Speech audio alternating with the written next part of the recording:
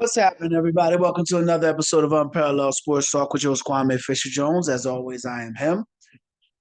With the NBA All-Star game here and my NBA champion pick, the Milwaukee Bucks, reeling, going 3-7 in their last 10 games.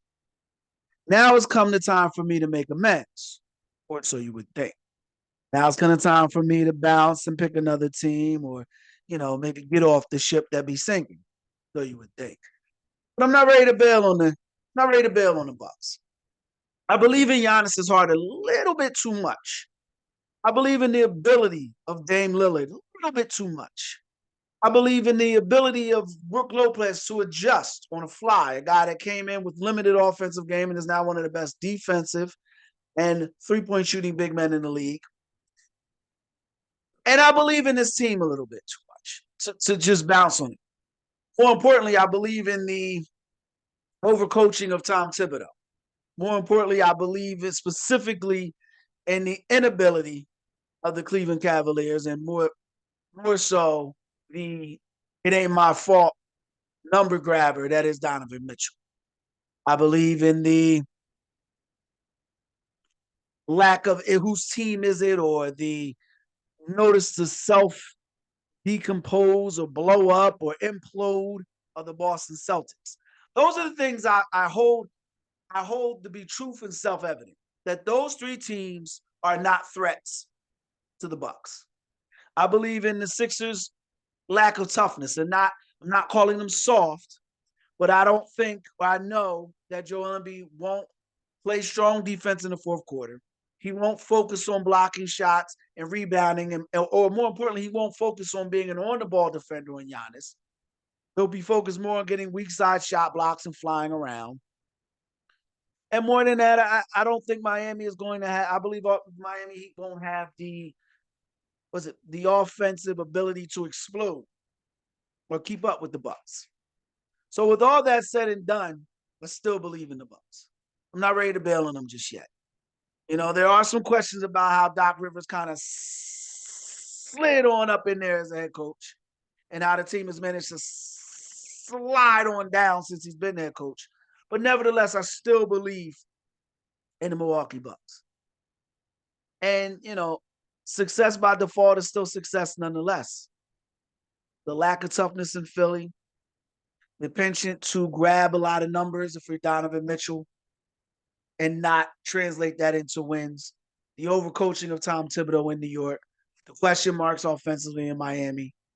So they've given Milwaukee a little bit of room to maneuver. And the All-Star break couldn't come soon enough. They have they have the third or fourth toughest schedule coming back from the break, but they'll be okay. The Eastern Conference is not insurmountable. Insurmountable, if I pronounce that correctly. But more than that, they've got Giannis and they've got Dame Lillard. They've got two bona fide Hall of Famers, two bona fide clutch buckets, two guys that have got it done with more this than anything else. Dame Lillard came from Weber State. I don't even know if guns like training. If I had to figure out where Weber State was on the clutch, I probably could. But the fact that I have to figure it out tells you all you need to know about where he came from. And we know Giannis's story. These dudes have come from the mud. They've come from the discounted. They're not. A lot of athletes will go through times being remembered. These dudes are missed from where they've come from. I'm going to repeat that for you. A lot of athletes are remembered from where they came from. But these two dudes are dudes that are missed. They'll be able to overcome Doc Rivers' shortcomings. They'll be able to make adjustments, and more so than that, they'll be able to execute at the critical moments of the game.